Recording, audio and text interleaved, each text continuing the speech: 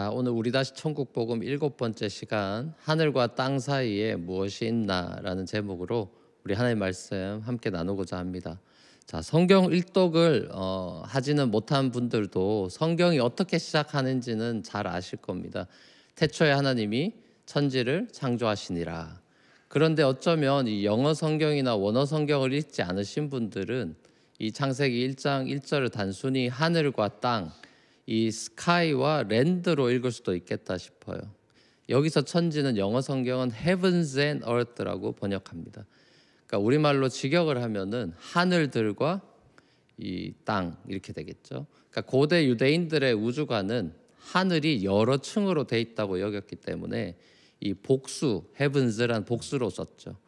요즘 우리식으로 표현하면은 하늘들이라는 건 뭐 우주나 은하계가 되겠죠. 그러니까 하나님이 천지를 창조하셨다라는 것은 단순히 문자적인 의미라기보다는 말 그대로 무에서 유를 창조하셨는데 모든 걸 창조하셨다라는 그런 대선언이 됩니다.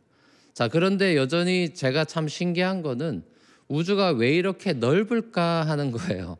이렇게 큰 우주 속에서 왜 이 지구라고 하는 작은 행성에 또 이렇게 많은 사람들이 바글바글 하면서 살아가고 있는 걸까, 이런 생각이 드는데 저만 그런지 모르겠네요. 그냥 셀 수 있는 이 셀 수 없이 많은 별들의 한 사람 한 사람이 혹은 한 가정당 그 별에 이렇게 살아가면은 부동산 문제도 없고 내 집 마련 이런 거, 영끌 비투 이런 거 없고 다 편하게 살 것 같은데 참 신기하다 싶어요. 재밌는 사실은 우리 눈에 보이는 그 작은 별이 나보다 훨씬 큰 행성인데도 내 눈에 작아 보인다는 이유만으로 우리는 반짝반짝 작은 별이라고 노래한다는 사실이죠. 정작 그 별에서 나라는 존재는 아예 보이지도 않을 텐데 말입니다. 결국 관점의 차이가 이렇게도 큰 것 같습니다. 중세에는 더 심했죠. 우주가 온통 지구 중심이라고 당연히 여겼던 천동설을 주장했는데 알고 봤더니 지구가 태양계의 중심이 아닌 거죠. 우리가 살고 있는 땅이 전체 이 우주 안에서 이렇게도 작은 비중인 것은 어쩌면 우주보다 크신 하나님을 이 별처럼 작게 여기고 우리 자신을 크게 여기는 이 착각에 대한 브레이크 장치는 아닐까 싶습니다. 어쩌면 우주 여행이라고 하는 것이 우리 앞에 코앞에 다가와 있는 시대가 되면 이 무신론자보다는 우주 가서는 유신론자가 되지 않을까 싶어요. 우리가 각자만의 별을 차지하고서 편하게 흩어져서 사는 게 아니라 이 작은 우주, 이 지구 안에서 옹기종기 모여 사는 이유는 하나님께서 인간을 자기 형상을 따라서 공동체로 지으셨기 때문이라고 생각합니다. 삼위일체 하나님께서 성부, 성자, 성령으로 연합하여 존재하시는 그 캐릭터대로 인간을 지으셨기 때문에 아담과 동실물 간의 연합으로 온전한 공동체를 이룰 수 없다라고 하나님께서 판단하셔서 여자를 만드신 거겠죠. 무엇보다 자녀가 태어난 이 생명 시스템을 통해서 이 땅의 생물과 사람들이 번성하게 하신 것은 하나님께서 생명을 얼마나 귀하게 여기시고 기뻐하시는지를 잘 알 수 있는 대목입니다. 삼위일체 하나님께서 누리고 계신 그 완전한 사랑의 연합을 인간들이 누리기를 원하셨던 거죠. 자, 이 세상에 있는 최소의 공동체가 바로 부부죠. 아담과 하와, 남녀의 연합입니다. 사람의 연합인 이 결혼을 통해서 이 생명이 태어나는 시스템을 하나님께서 만드신 거죠. 자, 이 모든 것이 이루어지는 출발점이 바로 에덴 동산이었죠. 자, 에덴 동산은 어떤 의미로 본다면은 이 최초의 템플이라고 할 수 있습니다. 온 땅의 중심이 되는 템플, 하나님을 예배하는 공간이면서 동시에 하나님이 지으신 창조 세계를 돌보는 삶의 예배 장소였죠. 자, 이곳에서부터 하나님의 나라, 하나님의 왕국이 겨자씨와 누룩처럼 온 세상으로 퍼져나가는 것이 하나님의 섭리인 것을 봅니다. 하나님은 인류도 아담 한 사람으로 이렇게 작게 시작하셨고 에덴 동산이라는 작은 공간에서 하나님 나라를 시작하셨죠. 신약의 천국 운동, 교회 운동만 겨자씨와 누룩의 법칙이 통하는 게 아니라 이미 구약부터 하나님 왕국은 겨자씨와 누룩의 모습인 것을 봅니다. 자, 하지만 우리가 잘 알다시피 이 아담의 범죄 이후로 공동체가 파괴되죠. 가인이 아벨을 죽이는 살인 사건이 그 징표죠. 에덴으로부터 쫓겨난 인류가 하나님과의 평화관계가 깨어진 것으로 인해서 고통이라는 현실을 직면하게 됐습니다. 땅도 가시덤불과 엉겅퀴를 내게 됐죠. 자, 이렇게 시작된 이 성경의 이야기는 하나의 거대한 소위 메타 내러티브죠. 드라마의 완성을 향해 진행되고 있는 큰 스토리입니다.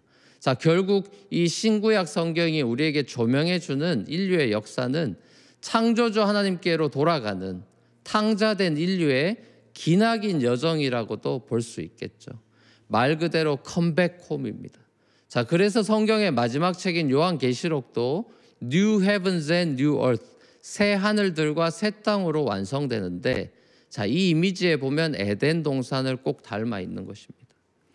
자, 이런 점으로 볼 때 이 에덴이나 새 에덴은 결국 하늘과 땅 사이를 잇는 공간이다, 이렇게 생각할 수 있죠. 에덴이 템플이라고 한다면 새 에덴은 회복된 템플입니다. 요한계시록에 보면 새 하늘과 새 땅에는 성전이 없어요. 왜요? 예수님께서 모든 것을 통치하시는 하나님의 왕국이 완성됐는데 아무 이 악이란 것이 존재하지 않기 때문에 더 이상 성전이 따로 필요가 없는 것입니다. 성전의 완성이 예수 그리스도이시기 때문이죠. 자, 구약에는 최초의 성전인 이 에덴으로부터 쫓겨난 인류가 다시 이게 물리적인 성전을 처음으로 세운 모습이 출애굽기에 나오죠. 성막입니다. 임시 성전이죠. 그리고 솔로몬 성전, 또 바벨론 포로로 갔다 돌아와서 제2성전을 짓습니다. 오늘 본문에서 예수님께서 처음 사용하신 이 교회라는 단어는 바로 이런 역사적인 맥락에서 나온 말씀인 거죠. 갑자기 탁 등장하는 말이 아니라 구약의 공동체의 그 연속성 속에서 예수님에 대한 신앙 고백을 반석으로 하는 교회 공동체를 새롭게 세우셔서 이스라엘이 실패한 일들을 교회 공동체를 통해서 이루어 나가시겠다라는 비전을 예수님이 보여주셨죠. 마치 중세의 종교교육을 통해서 개신교가 생겨났듯이 유대교 전통에서 기독교가 새롭게 태동한 것이죠. 결국 오늘 설교 제목처럼 하늘과 땅 사이에 지금은 교회가 있다라고 이렇게 말할 수 있는 거죠. 하늘의 하나님과 이 땅을 이으신 유일한 중보자 예수님이 반석이 되신 교회가 이 땅에 하늘 영광을 보여줄 수 있는 공동체라는 겁니다. 자, 그리고 중요한 거는 이 교회의 영광을 어떻게 이 땅 가운데 그럼 보여줄 거냐 하는 문제죠. 자, 이 문제를 생각해 볼 때 이 오늘 본문에서 예수님께서 교회를 세우시는 비전을 선포하신 이 장소 그리고 타이밍을 살펴볼 필요가 있습니다.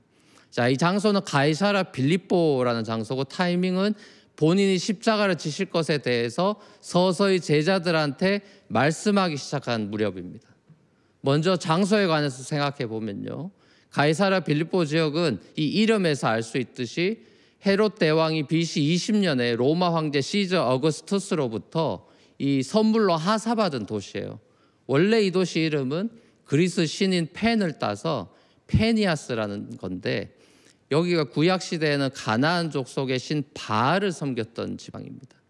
그리스 제국 시대에 세운 이 펜티온 같은 거, 펜 신전을 비롯해서 여러 신전을 세운 곳이 여기인데 이스라엘 지역을 다스렸던 분봉한 헤롯 대왕이 죽은 후에 아들 헤롯 빌립이 이곳을 자기의 수도로 정하면서 로마 황제 이름하고 자기 이름하고 붙여가지고 가이사랴 빌립보 이래 불렀어요. 지금도 굉장히 유명한 유적지로 남아있죠.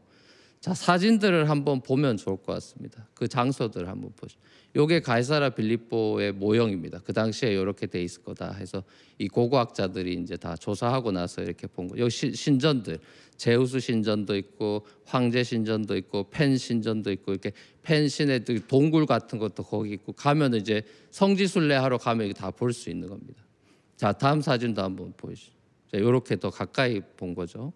자, 황제 신전, 여신전, 뭐 여러 신전들이 이렇게 있는 겁니다. 자, 그다음 장면요. 지금 이제 사진으로 현장을 찍은 거죠. 자, 여기 보면 여기 펜 신전의 동굴 같이 이렇게 파놓은 거죠. 자, 그다음에 자, 그 터입니다. 이게 터. 신전의 터가 지금 남아 있는 거. 자, 그다음 사진 찍고 난리 났죠. 자, 그다음 이런 기둥, 큰 기둥, 이 터가 지금 여기 남아 있는 거. 자, 이런 식이에요.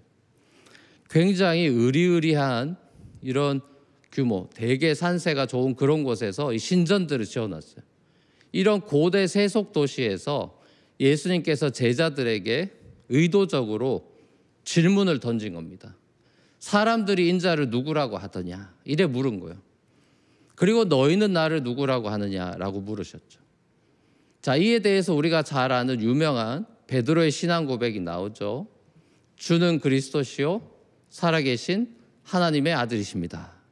자, 어떤 신들이나 로마 시저가 아니라 주님이 우리의 메시아요 왕이고 살아계신 하나님의 아들이십니다. 이렇게 고백한 거죠.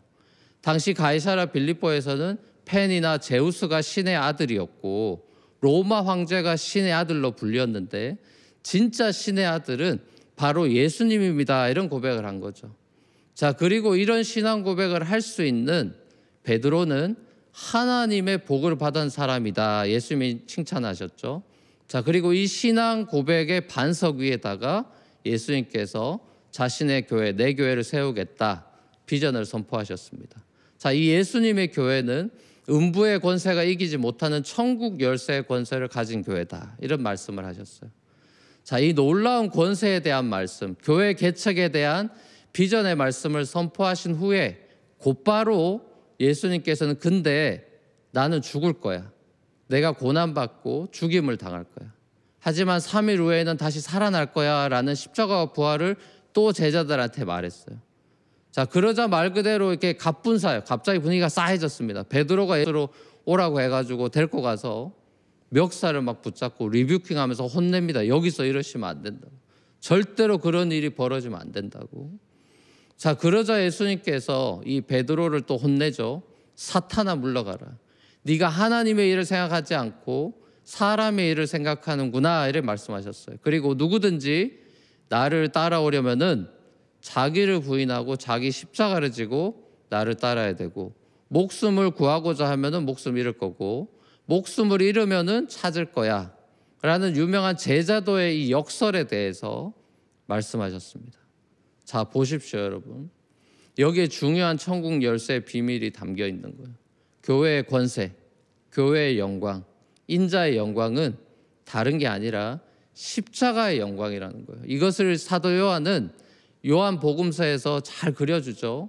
교회의 영광은 가이사랴 빌립보의 방식이 아니라는 겁니다. 화려한 신전을 세우는 방식이 아니라는 거예요. 교회는 큰 반석 위에 거기다 세워진 화려한 신전이 아니라 교회는 예수님을 죽기까지 따르는 헌신한 무리들의 모임이라는 거예요. 음부의 권세가 끊임없이 예수의 제자들을 이 십자가를 피해 살도록 유혹하겠지만 교회는 그런 유혹에 넘어지면 안 된다. 그런 허술한 모임이 아니다. 예수님이 하늘과 땅의 주인이라는 그 신앙 고백 위에다가 하늘의 원리를 이 땅 가운데 살아내는 천국 백성들이다. 사탄이 이 마태복음 4장에서 예수님 유혹하죠. 세상의 화려한 것들로 시험하고 유혹하잖아요. 물리치시잖아요. 그게 하나의 example이죠. 제자들도 시험과 유혹이 이렇게 올 건데 그러면서 이런 말씀을 주신 거예요. 화려한 신전에 압도당하고 사회적인 분위기와 문화의 거센 도전 앞에 무너질 수 있는 이 연약한 인간의 모습을 예수님이 잘 아시기 때문에 자신이 그 시험을 이미 이기셨고 마침내 십자가 부활로 사탄의 머리를 깨뜨릴 것이기 때문에 예수님만을 믿고 그 길을 따라오라고 초청하고 계신 겁니다. 결국 교회의 영광은 다른 게 아니라 십자가에 있는 거예요. 고난과 핍박이 성도의 영광이라는 이 기독교의 역사를 기억해야 합니다. 우리는 머리에 가시관을 쓰시고 손과 발에 못자국이 나고 허리에 창자국이 있는 십자가의 예수님을 바라보고 그 예수님을 구주로 영접하지 않았습니까? 나 같은 죄인을 기꺼이 자기 목숨 내어주신 예수님의 그 무한한 그 십자가 사랑 때문에 예수님을 우리가 믿게 됐잖아요. 사랑하는 성도 여러분, 하늘과 땅 사이에 교회가 있습니다. 교회는 이 땅에 하나님의 영광을 드러내는 천국 공동체죠. 이 땅에 하나님의 왕국이 임할 것을 미리 보여주는 표지판 같은 공동체입니다. 오늘날 우리가 발 디디고 살아가고 있는 이 땅 뉴욕은 어쩌면 21세기 가이사랴 빌립보 같습니다. 뉴욕의 모습을 한번 보시죠, 여러분. 자, 뉴욕에 뭐가 있습니까? 자유여신상이 있죠. 한번 넘겨주시죠. 자유여신상이 있죠. 이번 팬데믹에 이 뉴요커들이 얼마나 이 자유로운 영혼들인지 보셨지 않습니까? 자유가 아니면 목숨을 달라는 자유를 신으로 섬기는 뉴요커들의 모습을 보죠. 자, 또 어떤 신들을 섬깁니까? 이집트 아피스 황소 신을 연상케 하는 이런 돈의 신, 월가에 있는 황소, 돈의 신을 봅니다.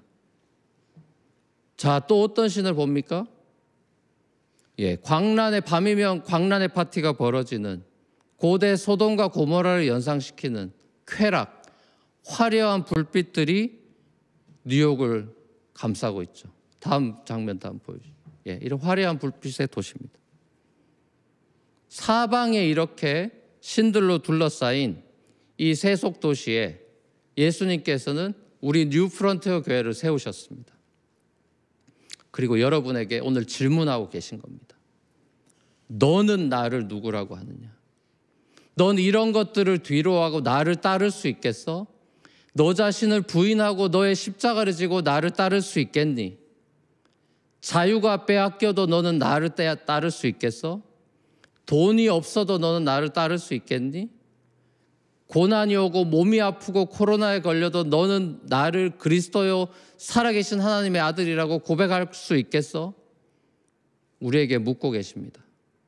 그리고 그 대답은 이제 저와 여러분들의 몫입니다.